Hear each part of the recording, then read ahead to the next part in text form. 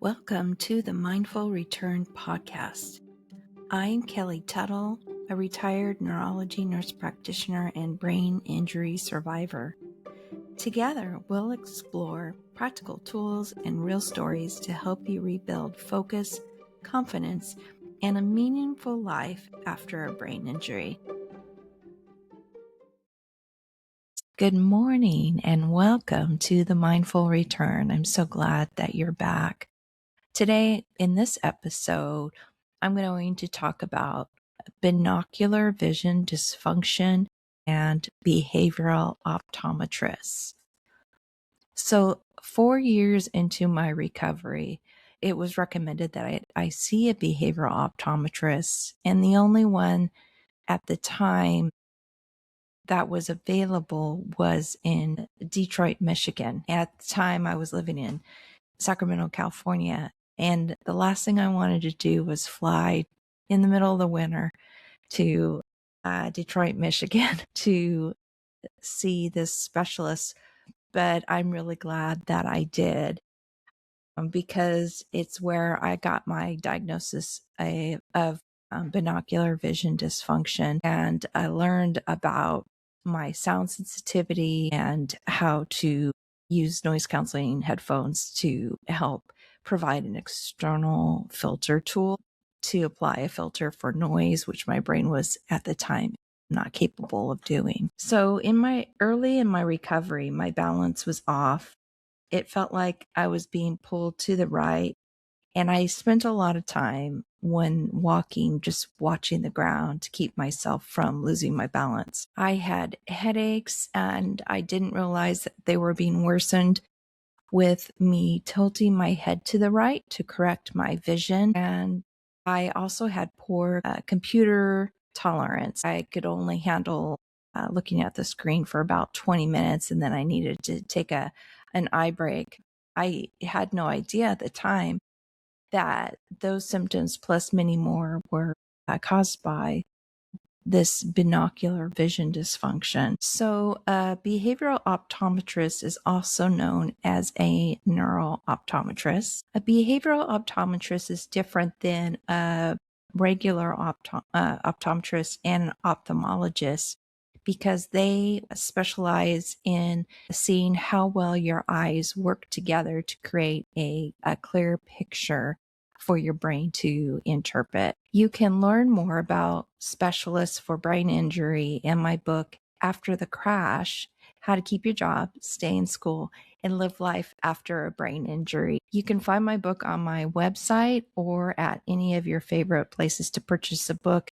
And my book is also available on Audible. So binocular vision dysfunction is often missed after a brain injury.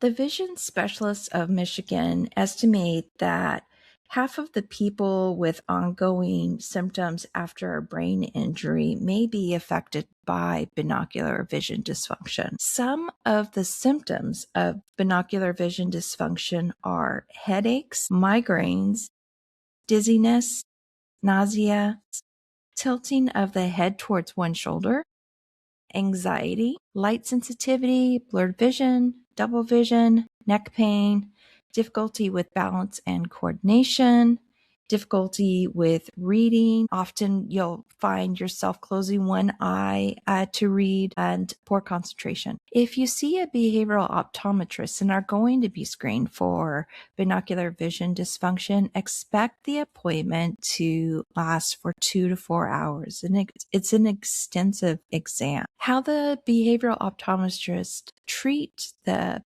binocular vision dysfunction is they provide you glasses that help correct the misalignment in your vision. You do not need a referral to see a behavioral optometrist. You can simply call their office and make an appointment. Before you make an appointment, check with your health insurance to see if they'll cover the service. The behavioral optometrist will often have you come back 3 to 6 months later after wearing your new prescription because they want to make sure the prescription is still working for you, because after you're initially treated, the muscles in the eyes may relax and your prescription may need to be adjusted. So after seeing a behavioral optometrist, I was provided with eye correcting lenses, and they made a huge difference into my recovery. I walked better.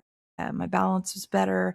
I was able to stop looking at the ground and look up and see the world while I was walking. My new glasses helped me with my focus. I was able to read longer, and it had an increase in my computer screen tolerance. My neck pain got better, and eventually my headaches faded away. And now I rarely ever get a headache. For me, getting the diagnosis was like a miracle because it helped control my brain injury symptoms better, and I was actually left with some brain energy for the weekend, so I could enjoy my family and activities on the weekend. If your brain injury symptoms are persisting, get your vision checked before going back to work.